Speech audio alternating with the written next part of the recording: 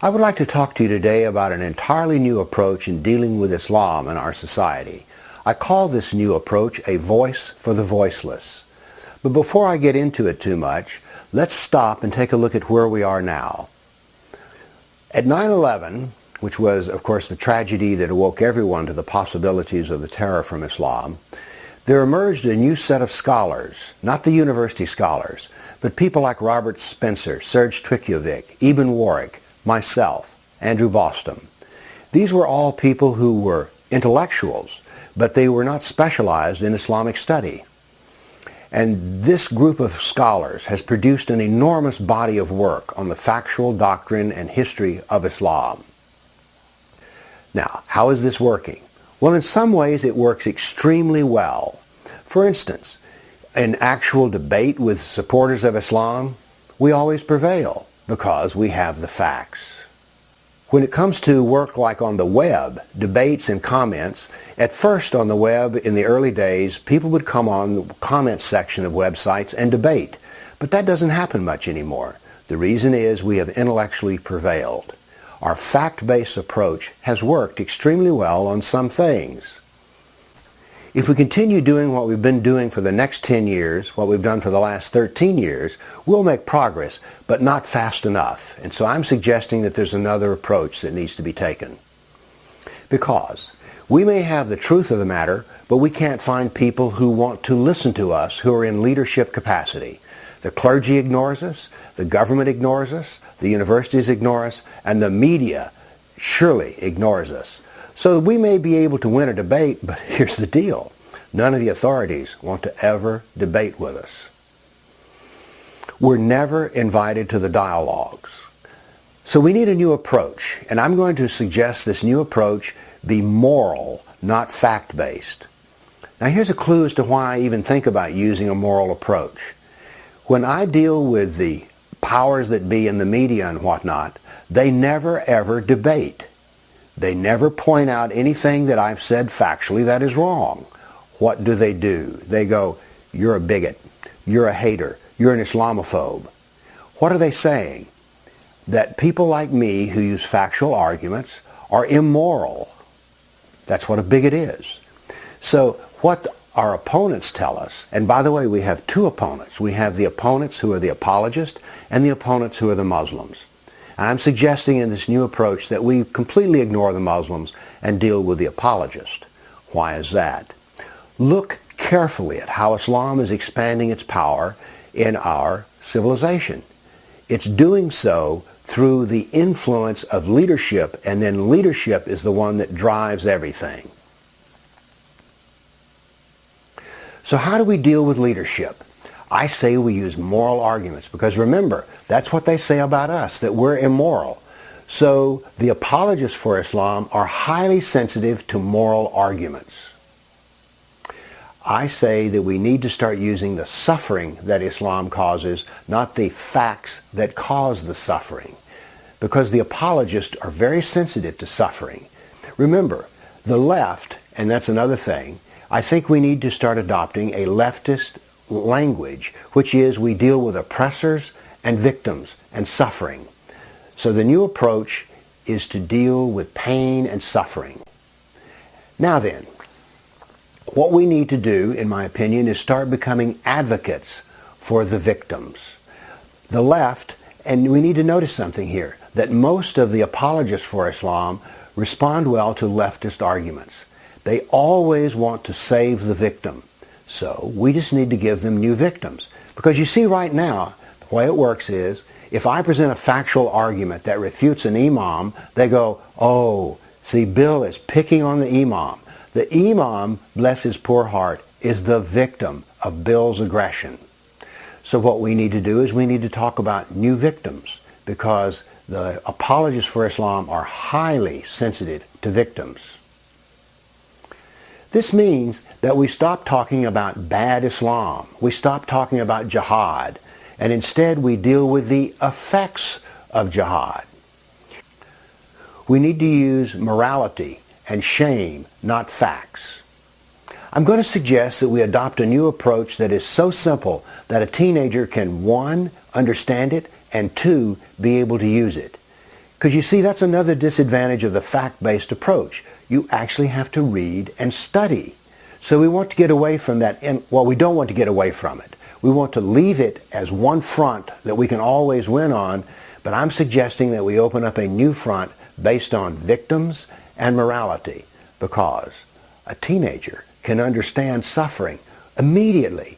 Doesn't need to ramp up and have a study course, doesn't need to learn anything. People can immediately understand suffering. Now we need to understand something. If suffering is going to be our new weapon, we have an enormous amount of suffering that we can present to people. So we need to reestablish the moral order here. Since the apologists are so sensitive to suffering, and right now they say the suffering is the lady with a hijab on that somebody made a comment about, we need to give them bigger victims. Let me give you an example. While this recording is being made, last week there were 62 Nigerian Christians who were murdered for one reason. They were Christian. You see, that's a little worse than your hijab being pointed at. And so our opponents, and there are opponents because they support Islam, even though they may not know much about it, but they want to do well. So we will give them bigger victims. I've talked with you about the need to take a new approach in our fight against political Islam. Now let's take it to some specifics. In particular, let's use an example which I just called the Voice for the Voiceless brochure. Let me tell you some unique things about this brochure. First off, it never mentions Islam, never mentions jihad, mentions nothing about Muslims. What it does talk about are two things: suffering by religious minorities and our leadership. I talk about the fact that the greatest human rights violation in the world today is the persecution of religious minorities, in particular Christians. Half the Christians have left Iraq. The Copts, the Christians of Egypt, are in the middle of a 1,300-year assault on their culture. Syrian towns that have been Christian for 2,000 years are being annihilated. And it's not just the Christians, it's also the Buddhists, the Jews, and the Hindus. Our problem is that this suffering is met with silence by our leaders. And that's what this brochure is addressed to, our leaders, not the Muslims. It points out that their silence is a moral crime, and that this is a moral issue. This brochure is about suffering and morality. It's about standing up for victims and opposing the oppressor. We say to them, quoting from Bonhoeffer, "Silence in the face of evil is evil itself. God will not hold us guiltless. Not to speak is to speak. Not to act is to act." Basically, this brochure is about acting upon this moral imperative. This is a new approach. New in the sense of we're not dealing with Islam. New in the sense of the language is all lefty, progressive language. We refer to victims. We refer to human rights crimes. We talk about leadership. We talk about the need for justice. So this is written in a language that's very important because you see, the apologists for Islam speak in the language of progressivism, or as I call it, lefty speak. This kind of language is easily understood and absorbed. What we ask for is a moral decision from our leaders. Notice that a 14-year-old can understand this brochure on the first reading. It's about feelings, not facts.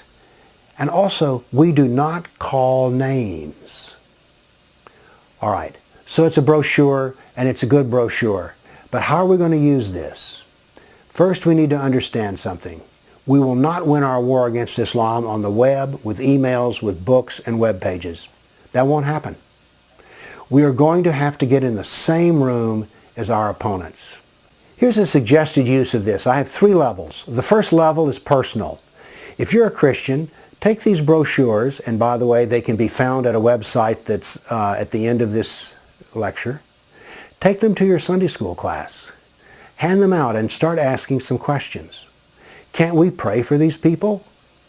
Another idea would be to take the brochures and point out to people who are in charge of your church and say, look, why don't we invite some of the persecuted church to our church?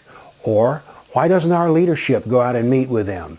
Because in America today we have Syrian Christians, Coptic Christians, Iraqi Christians, Nigerian Christians, and they're all here. Why? Because they're persecuted back home. Why not invite them into your church? But let's say you live in a small town and you go, I don't know any Copts or Syrian Christians, then you can do this. You need topics to study in your Bible class. Why not study the history of the persecuted church? For instance, one good place to start would be the Armenian Holocaust. Over 1 million Armenians were murdered in Turkey. Study what happened. You'll learn a lot for what's happening today. Now let's talk about another level of using the Voice for the Voiceless brochure. This is much more active and much more political, and consequently will be even more effective. In our town, there's always a meeting of some sort between Christian apologists for Islam, Muslims, and some Jewish leaders. They call them Family of Abraham, but in other towns they're just called religious dialogues. Here's how we can use this brochure to command the information battle space. Because let me tell you something, in these dialogues we are losing big time. Big time. Because these are pity parties for the Muslims. And what we want to do is to inject into the pity party, such as a Muslim, somebody pointing at their hijab in the checkout line, and we want to give them much bigger victims. Here's the way I see this working. This is one variation. We need to have what I call the brochure brigade. That is, roughly 20 people who will show up at one of these meetings, which is going to have a couple of hundred people. In their pockets, they have the brochures. About 5 minutes before the event starts, someone stands up and says, "This is a protest demonstration." Everyone in the brochure brigade stands up, and you can either put on this, what I call the voiceless gag, tied on, or if you think that looks too bandito, take an Avery label and write voiceless on it and put that over your face. We're doing this because we want this to be a dramatic moment, and it's a video moment as well. The brochure brigade stands up, puts on their voiceless masks, and quickly handing out packets of these brochures at the end of the row. This will take no more than 2 minutes time, and then the brochure brigade leaves. Now what's going to happen in that room? First off, this is a social shock.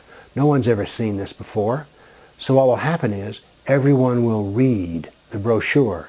Therefore, we have gotten our information into the hands of the people who matter, the apologists for Islam.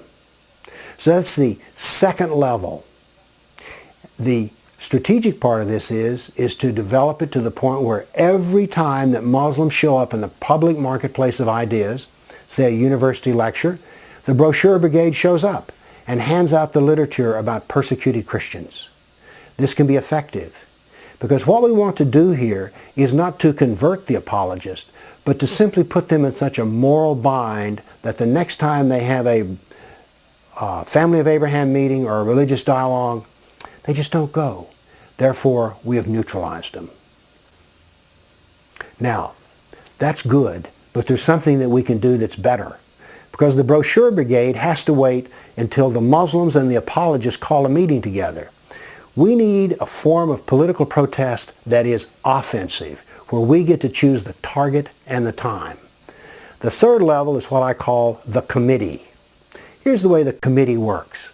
3 people go to the target, which in this case I'm going to say is a major newspaper, which never ever writes any articles about the torture of Christians in Islamic lands.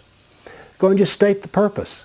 We're here because you never seem to report on the pain and suffering caused to Christians, and we would like for you to start writing about the facts of the matter.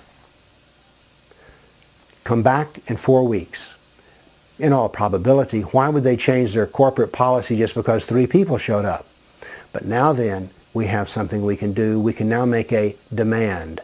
Because what we do is we demand that if they do not change their policy in another 4 weeks, we're going to show up with a protest, a political protest outside of the newspaper.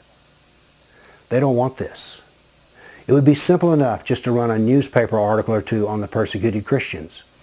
So here we have a whole new method of creating a moral pressure on those who support Islam with their silence. Now, we could choose other targets.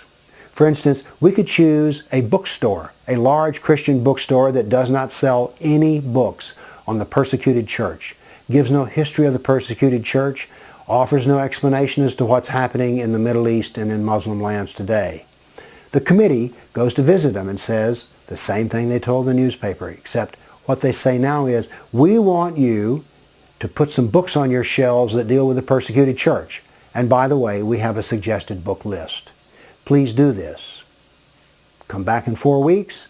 If they don't have the books on the shelves or the plan in place, you say, look, we're going to be back in 4 more weeks and we're going to hold a protest. Outside on the sidewalk, we will be calling the media and we're going to be holding up signs that say that you are morally culpable, that your silence plays a part in this. Your silence supports evil. They don't want that. So we can exert a moral pressure. What are the advantages of this method? Well, first off, anybody can do it. A 14-year-old can show up on a sidewalk to hold a sign to support the persecuted Christians. Basically, this is a method where if we show up and we win. Look, if it's a Family of Abraham event or another religious dialogue, you've got the time of going to the event, you show up 15 minutes early, you hand out the brochures, you leave. Basically, all you have to do is to show up. This is a low-impact proposition. They can't call you a bigot. How are they going to call you a bigot when all you're doing is say, we want you leaders to support the persecuted religious minorities? It has another advantage, which is this. An advantage of this is that it is novel, it's new, it is a surprise. Why is this important? If you study the apologist language, it's all the same. I wrote a book called Factual Persuasion, and in it I list all of the known arguments that apologists make. They're finite. It's a small number. So when we hit them with a new thing, which is we ask for your moral leadership against the persecution of Christians, they're not going to know what to do. They haven't been told what to do yet. So it being novel is important. The other importance of this is it's a long-range plan. If you can get a brochure brigade working, you can work for here on out until they finally stop having those dialogue meetings because they don't want people pointing out bigger victims. It's offensive. We're not sitting around waiting. We choose the time. We choose the place. If you're interested in doing this, it's quite easy. At the end of this talk, you'll see a website given. Go to that website and download the brochure. Modify it as you need to, but you can join this fight. It's low cost. All you need to do is to get some friends, show up, and we win. Thank you.